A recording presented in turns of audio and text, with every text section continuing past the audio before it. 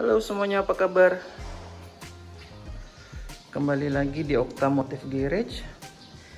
Ya, hari ini di hari Minggu yang cerah ini, saya akan membahas seputar pertanyaan tentang Kawasaki Z650 yang ada di depan saya ini.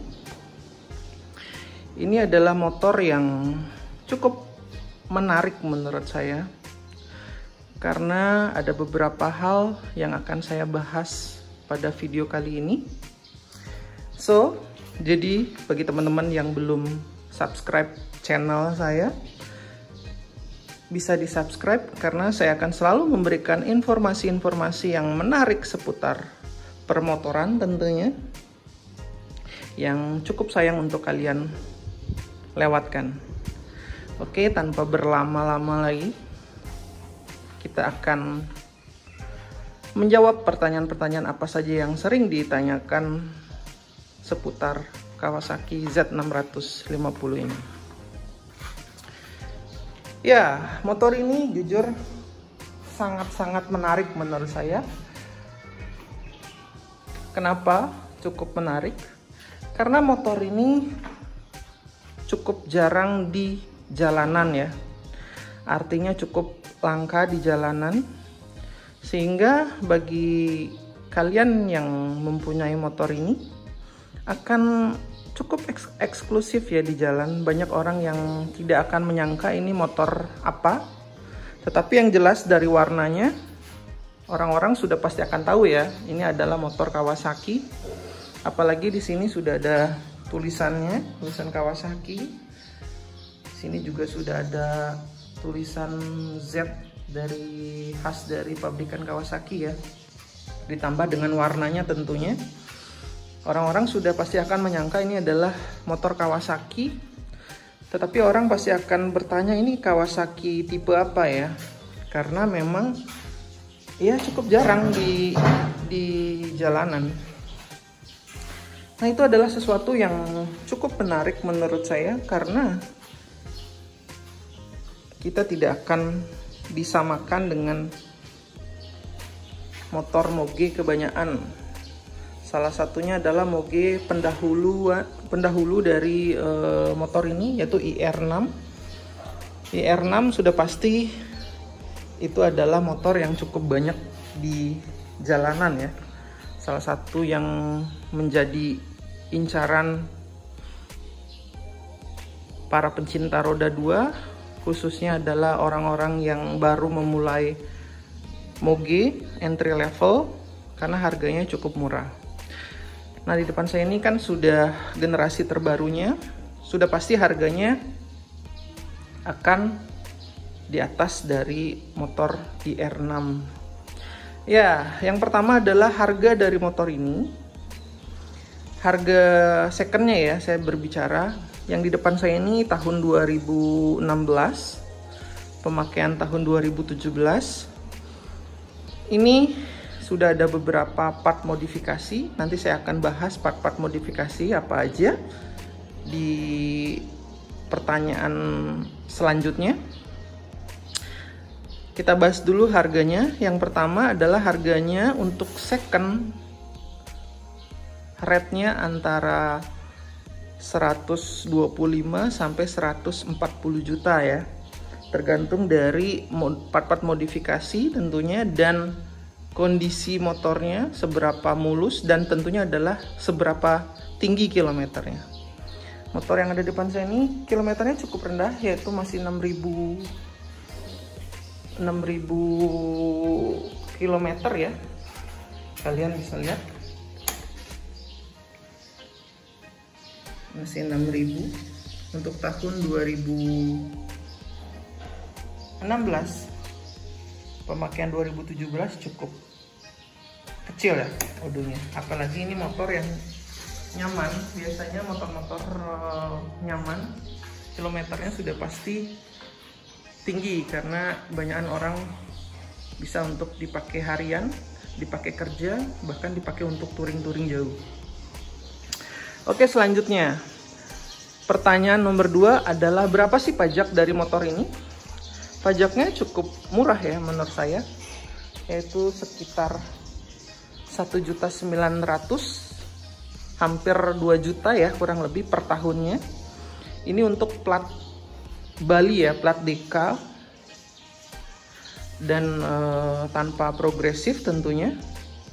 Jadi di setiap daerah pasti akan berbeda-beda tergantung wilayahnya. Pastinya tidak akan jauh berbeda ya, sekitar 2 jutaan ya kalau misalkan tidak progresif. Oke, selanjutnya adalah tinggi jok dari motor ini berapa sih? Kira-kira bagi orang-orang yang tingginya 170, apakah masih oke? Kebetulan saya tingginya 170 cm. Kita cek ya. Ya, ini secara dimensi motor ini tidak terlalu besar, tidak terlalu kecil, sedang. Paslah dengan ukurannya. Saya 170 cm. Masih cukup napak ya, walaupun tidak sempurna. Sedikit jinjit ya, tapi nggak jinjit banget lah. Tapi kiri kanan saya masih bisa napak ya. So, jadi bagi orang-orang yang tinggi 170 dan mungkin 100 di bawah 170 masih oke banget ya. Secara dimensi juga tidak berat, tidak besar maksudnya, dan tidak berat. Jadi tidak akan terintimidasi secara ukuran dan berat dari motor ini. So, jadi orang-orang yang tinggi badan 170 bahkan di bawah itu, menurut saya masih bisa ya menggunakan motor ini. Tidak perlu khawatir.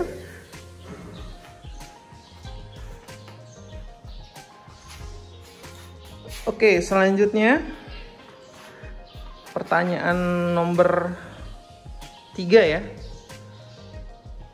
Part-part modifikasi apa aja yang sudah menempel dan berapa sih harganya? Oke, mari kita cek ya part-part modifikasi apa saja. Nah, part-part modifikasi di motor ini nggak begitu terlalu banyak ya, minimalis aja. Yang pertama yang kudu dan paling wajib di motor-motor Mogi adalah bagian knalpot ya. Ini knalpotnya sudah diganti dengan Akrapovic full system ya, ini titanium. Ini harga barunya sekitar 12-15 juta ya, tergantung kalian beli di mana. Tapi rate harganya segitu. Ini jujur saya suka banget ya bentuknya, karena mengikuti bentuk dari swing arm bagian belakang ya. Swing armnya kan agak melengkung ini ya, dia menyesuaikan dengan bentuknya. Jadi menurut saya ini sangat pas banget ya, sangat keren, dan suaranya juga ngebass. Suka banget lah, pas banget dengan karakter suara dari 2 silindernya. Nah, untuk suara dari motornya saya sudah buatkan pure sound di video sebelumnya dan cek sound ya. Kalian bisa cek di video-video saya sebelumnya, dimana suara dari Z650 ditambah dengan knalpot Akrapovic full system ya. Oke, selanjutnya adalah bagian handle rem. Ini sudah diganti sama Brembo ya, RCS 19. Ini kalian bisa lihat RCS 19. Mungkin harganya sekitar 3-4 juta ya kalau saya tidak salah. Begitu juga bagian untuk kopling, handle koplingnya ini sudah diganti dengan Akosato. Harganya sekitar 2-3 juta ya. Sama spionnya mungkin nggak begitu terlalu mahal, mungkin sekitar 500.000 mungkin ya. Sama bagian windshieldnya juga mungkin nggak terlalu mahal, mungkin sekitar 200-300 ribuan lah kurang lebih. Nah, itu adalah beberapa part-part modifikasi yang menempel di motor ini. Tidak begitu terlalu banyak. Oh ya, saya lupa bagian depan sudah pakai selang rem hel ya, depan belakang. Ini mungkin harganya sekitar 1-2 jutaan lah ya, kurang lebih. Ya, bagi teman-teman yang lebih paham harga dari part-part modifikasi, mungkin bisa tulis komen di kolom komentar ya. Ya, mungkin itu saja pertanyaan-pertanyaan yang sering ditanyakan seputar Kawasaki Z650. Bagaimana? Apakah worth it motor ini untuk dibeli? Menurut pendapat saya, motor ini sangat-sangat worth it untuk dibeli. Karena apa? Secara tampang ini keren banget. Bodinya nggak begitu terlalu besar, nggak begitu terlalu kecil, pas dengan ukuran cc-nya 650 cc 2 silinder. Secara harga juga menurut saya masih masuk akal karena ini adalah pabrikan Kawasaki. Harganya cukup stabil di pasaran dan ini motor yang cukup eksklusif di jalanan karena jarang menurut saya. Otomatis banyak orang yang ngelirik motor ini di jalanan. Ya, itu saja mungkin video kali ini. Terima kasih banyak yang sudah menonton. Sampai jumpa di video-video saya selanjutnya. Peace.